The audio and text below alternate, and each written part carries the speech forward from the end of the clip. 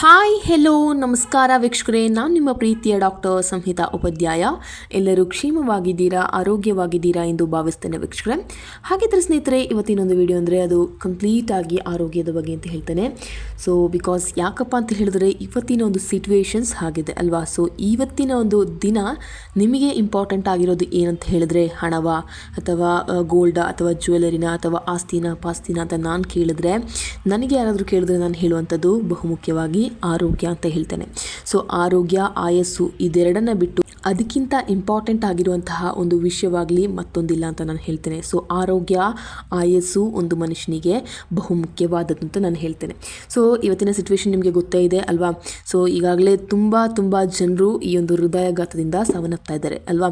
So ಈಗಾಗಲೇ ನೀವು ನ್ಯೂಸಲ್ಲಿ ಚಾನಲೆಲ್ಲ ಕೇಳ್ತಾ ಇರ್ಬೋದು, ಯಾಕಪ್ಪ ಈ ಥರ ಆಗ್ತಾ ಇದೆ ಈ ಒಂದು ಹೃದಯಾಘಾತ ಅನ್ನೋದ್ರ ಬಗ್ಗೆ ಅಲ್ವಾ. ಸೊ ಈ ಒಂದು ಹೃದಯಾಘಾತದ ಬಗ್ಗೆನೂ ಕೂಡ ಒಂದು ಸಪ್ರೇಟ್ ವಿಡಿಯೋನ ಮಾಡಬೇಕು ಅಂತ ಇದ್ದೇನೆ.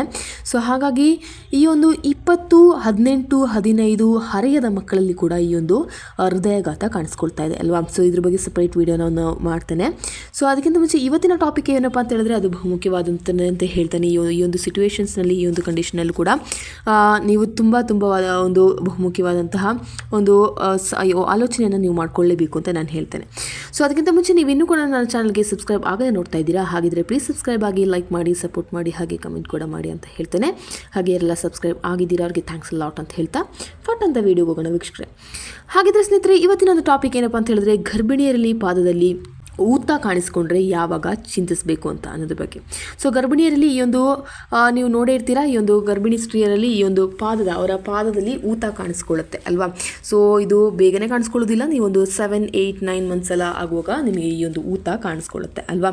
ಸೊ ಈ ಊತ ಬಂದರೆ ತುಂಬ ಜನ ಏನು ಮಾಡ್ತಾರೆ ಅಂತ ಹೇಳಿದ್ರೆ, ಇದೇನೋ ಸ್ವಲ್ಪ ಈ ಒಂದು ಸ್ಟೇಜಲ್ಲಿ ಇರುವಂಥದ್ದು ಅಂತೇಳಿ ತಲೆಗೆ ಅಷ್ಟು ಹಾಕೊಳ್ಳೋದೆ ಇದು ಸಾಮಾನ್ಯ. ಈ ಒಂದು ಗರ್ಭಾವಸ್ಥೆಯ ಸಮಯದಲ್ಲಿ ಇದು ಸಾಮಾನ್ಯ ಅಂತೇಳಿ ನೀವು ಅದನ್ನ ಕೇರ್ ಮಾಡೋದಿಲ್ಲ. ಆದರೆ ಅದು ಯಾವಾಗ ನೀವು ಅದ್ರ ಬಗ್ಗೆ ಚಿಂತಿಸಬೇಕಾಗತ್ತೆ ಅನ್ನೋದ್ರ ಬಗ್ಗೆ ಈ ಒಂದು ವಿಡಿಯೋದಲ್ಲಿ ನಾನು ಮಾತಾಡ್ತೀನಿ. ಸೊ ತುಂಬ ಜನ ತಲೆಗೆ ತಗೊಳ್ಳೋದೇ ಇಲ್ಲ, ಅದು ಪರವಾಗಿಲ್ಲ, ಅದು ಕಾಮನ್, ಸ್ತ್ರೀಯರಲ್ಲಿ ಅದು ಕಾಮನ್, ಈ ಒಂದು ಗರ್ಭಾವಸ್ಥೆಯ ಸಮಯದಲ್ಲಿ ಅದು ಕಾಮನ್ ಅಂತ ಹೇಳ್ತೀರಾ ಅಲ್ವಾ. ಸೊ ತುಂಬ ಅಜ್ಜಿಯರು ನಿಮಗೆ ಸೊಲ್ಯೂಷನನ್ನು ಕೊಡ್ತಾರೆ. ಬಟ್ ಆದರೂ ಕೂಡ ನೀವು ಇದ್ರ ಬಗ್ಗೆ ಚಿಂತಿಸಬೇಕಾಗುತ್ತೆ, ಅದು ಯಾವಾಗ ಅನ್ನೋದ್ರ ಬಗ್ಗೆ ಇವತ್ತಿನೊಂದು ವಿಡಿಯೋ. ಸೊ ಗರ್ಭಿಣಿಯರಲ್ಲಿ ಅದು 3ನೇ ತ್ರೈಮಾಸಿಕದಲ್ಲಿ ಕಾಲುಗಳು ಊದಿಕೊಳ್ಳಲಾರಂಭಿಸುತ್ತೆ. ಇದಕ್ಕೆ ಕಾರಣವೇನು, ಇದನ್ನು ಯಾವ ರೀತಿ ತಡೆಯಬಹುದು ಎನ್ನುವುದನ್ನು ಈ ಒಂದು ವಿಡಿಯೋದಲ್ಲಿ ನೋಡೋಣ, ಓಕೆನಾ. ಸೊ ನೀವು ತುಂಬ ಕಾಳಜಿ ವಹಿಸಬೇಕಾಗುತ್ತೆ ಅಂತ ನಾನು ಹೇಳ್ತೇನೆ. ಬಿಕಾಸ್ ಏನಪ್ಪ ಅಂತ ಹೇಳಿದ್ರೆ ಈ ಒಂದು ಅವಸ್ಥೆ, ಈ ಒಂದು ಗರ್ಭಾವಸ್ಥೆ ಮಹಿಳೆಯರಲ್ಲಿ ಒಂದು ಲೈಫ್ ಚೇಂಜಿಂಗ್ ಅಥವಾ ಬಾಡಿ ಚೇಂಜಿಂಗ್ ಮೂವ್ಮೆಂಟ್ ಅಂತಲೇ ಹೇಳ್ಬೋದು. ಸೊ ಗರ್ಭಾವಸ್ಥೆಯಲ್ಲಿ ಮಹಿಳೆಯರು ನಾನಾ ರೀತಿಯ ತೊಂದರೆಗಳನ್ನು ಎದುರಿಸಬೇಕಾಗುತ್ತೆ. ಗರ್ಭಾವಸ್ಥೆಯಲ್ಲಿ ಮಹಿಳೆಯರ ದೇಹದಲ್ಲಿ ಅನೇಕ ರೀತಿಯ ಹಾರ್ಮೋನುಗಳು ಬದಲಾವಣೆಗಳು ಸಂಭವಿಸುತ್ತೆ. ಇದರಿಂದಾಗಿ ಕೈಗಳು, ಪಾದಗಳು ಮತ್ತು ದೇಹದ ಕೆಲವು ಭಾಗಗಳಲ್ಲಿ ಊತ ಕಾಣಿಸಿಕೊಳ್ಳಲಾರಂಭಿಸುತ್ತದೆ. ಸೊ ಕೆಲವು ಮಹಿಳೆಯರು ಆಗಾಗ್ಗೆ ಪಾದಗಳಲ್ಲಿ ಊತವನ್ನು ಹೊಂದಿರಬಹುದು, ಇನ್ನು ಕೆಲವರು ಪಾದಗಳಲ್ಲಿ ಊತವು ಕೆಲವೊಮ್ಮೆ ಕಳವಳಕಾರಿ ವಿಷಯ ಕೂಡ ಆಗ್ಬೋದು.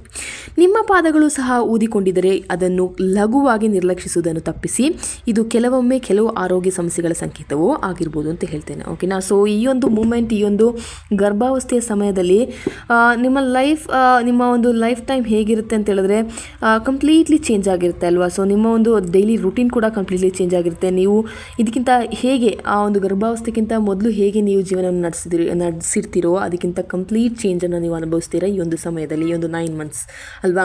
ಸೊ ಇದು ಹಾಗೆ ಮಲಗಬಾರ್ದು, ಹೀಗೆ ಮಲಗಬಾರ್ದು, ಅದನ್ನು ತಿನ್ನಬಾರ್ದು, ಇದನ್ನು ತಿನ್ನಬಾರ್ದು, ಹೀಗೆ ಕೂರಬೇಕು, ಹಾಗೆ ಕೂರಬೇಕು, ಈ ಒಂದು ವ್ಯಾಯಾಮವನ್ನು ಮಾಡಬೇಕು, ಹಾಗೆ ತುಂಬ ಜನರುಗಳನ್ನ ಹೇಳಿದ್ದು ಕೂಡ ನೀವು ಕೇಳಿದ್ದೀರಾ.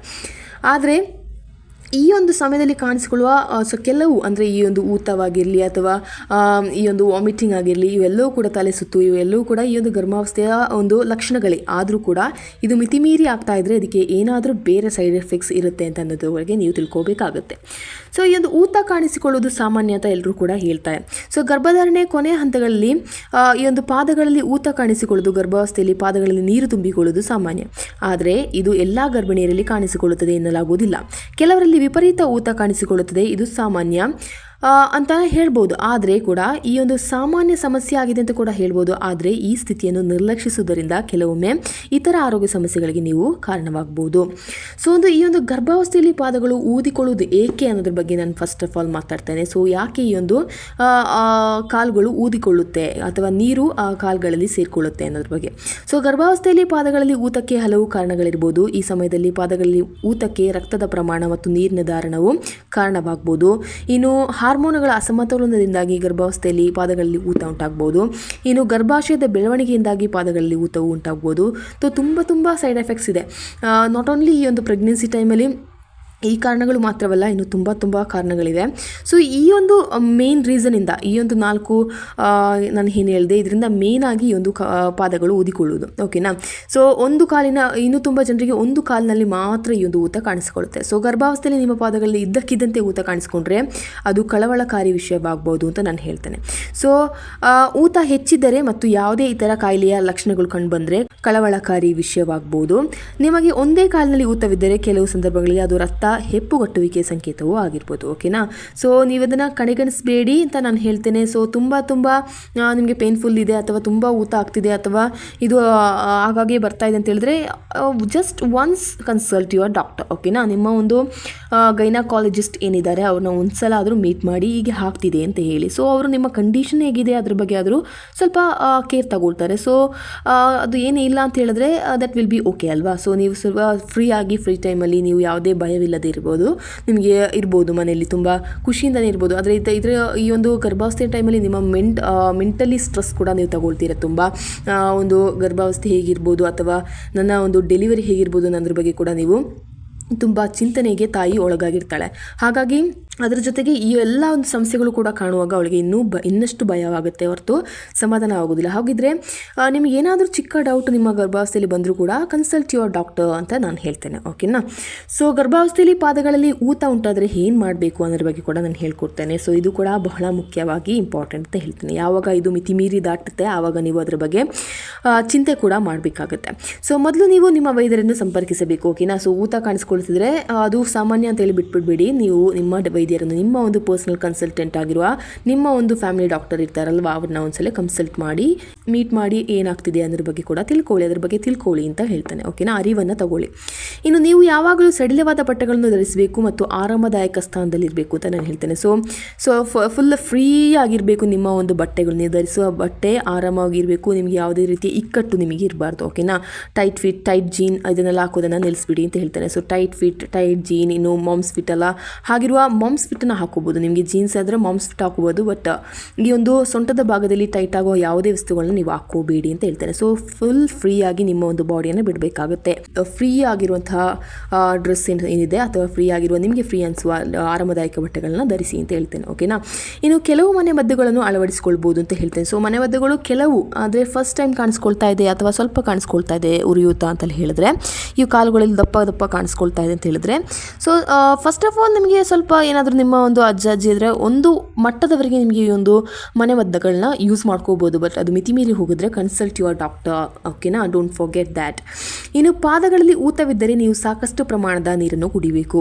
ಇದರಿಂದ ಊತವು ಕಡಿಮೆ ಆಗುತ್ತೆ. ಓಕೆನಾ. ಸೊ ಪಾದಗಳಲ್ಲಿ ಊತವಿದ್ದರೆ ಅದಕ್ಕೆ ಕಾರಣ ಏನು, ನೀವು ಸಾಕಷ್ಟು ಪ್ರಮಾಣದ ನೀರನ್ನು ಕುಡಿಯಬೇಕು ಅಂತಲೇ ಹೇಳ್ತೇನೆ. ಸೊ ಯಾವುದೇ ಸಂದರ್ಭದಲ್ಲಿ ನೀವು ಈಗ ಗರ್ಭಾವಸ್ಥೆಯಲ್ಲಿ ಇದ್ದೀರಾ ಅಂತ ಆದರೂ ಕೂಡ ಇಲ್ಲದಿದ್ದರೂ ಕೂಡ ನೀರು ಇಂಪಾರ್ಟೆಂಟ್. ನಿಮ್ಮ ಎಲ್ಲ ದೇಹಕ್ಕೆ, ನಿಮ್ಮೆಲ್ಲ ಚಟುವಟಿಕೆಗಳಿಗೆ ಈ ಒಂದು ಸಾಕಷ್ಟು ನೀರನ್ನು ನೀವು ಕುಡಿಲೇಬೇಕಾಗುತ್ತೆ. ನೀವು ನಿಮ್ಮ ಪಾದಗಳನ್ನು ಮೇಲಕ್ಕೆ ಎತ್ತಿಡಬೇಕು. ನೀವು ಯಾವುದೇ ರೀತಿಯಲ್ಲಿ ಕೆಳಗಿಡಬೇಡಿ, ಮೇಲಕ್ಕೆ ಎತ್ತಿಡಿ. ಅದಕ್ಕೆ ಯಾವುದೇ ರೀತಿಯಲ್ಲಿ ತಂಪು ಈ ಒಂದು ಈಗ ಡ್ಯೂರಿಂಗ್ ದ ರೈನಿ ಸೀಸನಲ್ಲಿ ನೀವು ಪ್ರೆಗ್ನೆಂಟ್ ಆಗ್ತಿದ್ದೀರಾ ಅಂತ ಹೇಳಿದ್ರೆ ನಮಗೆ ಯಾರಿಗೂ ಹೇಳೋಕ್ಕಾಗಲ್ಲ. ನಾನು ಇದೇ ರೀತಿಯಲ್ಲಿ ಇದೇ ಒಂದು ಮಾನ್ಸೂನಲ್ಲಿ ಅಥವಾ ಈ ಒಂದು ಬಿಸಿಲು ಕಾಲದಲ್ಲಿ, ಬೇಸಿಗೆ ಕಾಲದಲ್ಲಿ ನಾನು ಪ್ರೆಗ್ನೆಂಟ್ ಆಗ್ತೇನೆ ಅಂತ ಯಾರಿಗೂ ಕೂಡ ನಮಗೆ ಗೊತ್ತಾಗೋದಿಲ್ಲ, ಹೇಳೋಕ್ಕೂ ಆಗೋದಿಲ್ಲ ಅಲ್ವಾ. ಸೊ ನಿಮ್ಮ ಒಂದು ಆ ಒಂದು ಕಾಲ ಕೂಡಿ ಬಂದಾಗ ಎಲ್ಲರೂ ಕೂಡ ನಮ್ಮ ಲೈಫಲ್ಲಿ ಹೊಸ ಒಂದು ವಿಷಯಗಳನ್ನ ತಿಳ್ಕೊತೇವೆ. ಹಾಗಾಗಿ ಈ ಒಂದು ಟೈಮ್ನಲ್ಲಿ ನೀವು ಮಾನ್ಸೂನ್ ಸೀಸನಲ್ಲೆಲ್ಲ ಆದರೆ ನಿಮ್ಮ ಒಂದು ಪ್ರೆಗ್ನೆಂಟ್ ಆಗಿದ್ದೀರಾ ಅಂತ ಹೇಳಿದ್ರೆ ಕಂಪ್ಲೀಟಾಗಿ ನೀವು ನಿಮ್ಮ ಕಾಲುಗಳನ್ನ ನೀವು ಸಂರಕ್ಷಿಸಬೇಕಾಗುತ್ತೆ. ನೀವು ನಿಮ್ಮ ಕಾಲುಗಳನ್ನು ತಂಪಿನಿಂದ ಅಥವಾ ಈ ಒಂದು ವಾತ ಪ್ರಾಬ್ಲಮಿಂದ ನೀವು ಕಾಪಾಡ್ಕೊಳ್ಬೇಕಾಗುತ್ತೆ. ಓಕೆನಾ.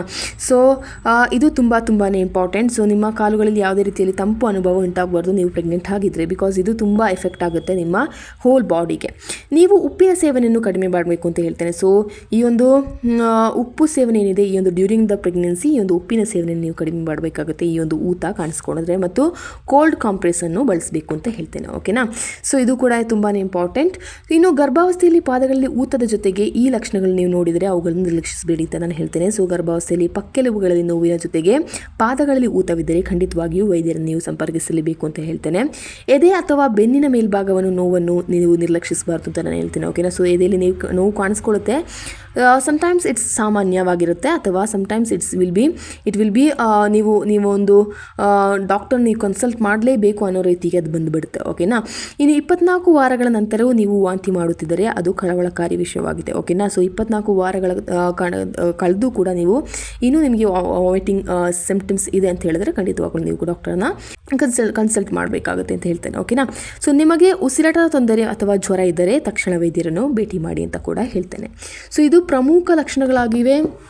ಈ ಒಂದು ಉರಿಯುತ್ತಾ ಕಾಣಿಸ್ಕೊಂಡ್ರೆ ನಿಮ್ಮ ದೇಹದಲ್ಲಿ ಏನೆಲ್ಲ ಬದಲಾವಣೆಗಳನ್ನ ನೀವು ಕೂಡ ಮಾಡ್ಕೋಬೇಕಾಗುತ್ತೆ ಅಂತ ಅನ್ನೋದ್ರ ಬಗ್ಗೆ ಒಂದು ಪ್ರಮುಖವಾಗಿರೋದನ್ನು ಮಾತ್ರ ನಾನು ಈ ಒಂದು ವಿಡಿಯೋದಲ್ಲಿ ಅಳವಡಿಸಿದ್ದೇನೆ. ಬಿಕಾಸ್ ತುಂಬ ಲೆಂತಿ ಆಗೋದು ಕೂಡ ಸರಿ ಆಗೋದಿಲ್ಲ ಈ ಒಂದು ವಿಡಿಯೋ ಅಲ್ವಾ. ಸೊ ನಿಮಗೆ ಈ ಒಂದು ಡ್ಯೂರಿಂಗ್ ಪ್ರೆಗ್ನೆನ್ಸಿ ಟೈಮಲ್ಲಿ ಇದ್ದೀರಾ ಅಂತ ಹೇಳಿದ್ರೆ ಈ ಒಂದು ವಿಷಯಗಳನ್ನ ನೀವು ಗಮನದಲ್ಲಿ ಇಟ್ಕೊಳ್ಳಿ ಅಂತ ಹೇಳ್ತೇನೆ. ಓಕೆನಾ. ಸೊ ಇನ್ನೂ ಹೇಳ್ತೇನೆ ಅಂತ ಹೇಳಿದ್ರೆ ನೀವು ತುಂಬ ಮನೆಮದ್ದುಗಳನ್ನ ಎಲ್ಲ ವಿಷಯಗಳಿಗೂ ಕೂಡ ಬಳಸ್ಕೋಬೇಡಿ. ಸೊ ಈಗಿನ ಒಂದು ಕಾಲ ಚೇಂಜ್ ಆಗಿದೆ, ಕಾಲಕ್ಕೆ ತಕ್ಕಂತೆ ನೀವು ಕೂಡ ಬದಲಾಗಬೇಕಾಗತ್ತೆ. ಹಾಗಾಗಿ ತುಂಬ ಹೋಮ್ ರೆಮಿಡೀಸ್ ಏನಿದೆ, ಹೋಮ್ ಮೆಡಿಸಿನ್ಸ್ ಏನಿದೆ ಇದನ್ನು ತುಂಬ ಅವಾಯ್ಡ್ ಮಾಡಿ ಡಾಕ್ಟರ್ ಏನು ಹೇಳ್ತಾರೆ ಅದನ್ನು ಕೂಡ ಸ್ವಲ್ಪ ತಲೆಗೆ ಹಾಕೊಳ್ಳಿ ಅಂತ ಹೇಳ್ತೇನೆ. ಓಕೆನಾ. ಸೊ ಈ ಒಂದು ವಿಡಿಯೋದಾಗೆ ನಿಮ್ಗೆ ಏನು ಅನಿಸುತ್ತೆ ಅದ್ರ ಬಗ್ಗೆ ಕೂಡ ನೀವು ಕಮೆಂಟ್ ಮಾಡಿ ತಿಳಿಸ್ಬೋದು. ಹಾಗೆ ತುಂಬ ವಿಷಯಗಳನ್ನ ಇದರಲ್ಲಿ ಅಳವಡಿಸಲಿಕ್ಕೆ ನಾನು ಟ್ರೈ ಮಾಡಿದ್ದೇನೆ ಅಂತ ಅಂದ್ಕೊಳ್ತಾ ಈ ಒಂದು ವಿಡಿಯೋನ ಸ್ಟಾಪ್ ಮಾಡ್ತೇನೆ. Until then see you, it's me doctor Samhita Upadhyaya. ಧನ್ಯವಾದಗಳು. Thank you.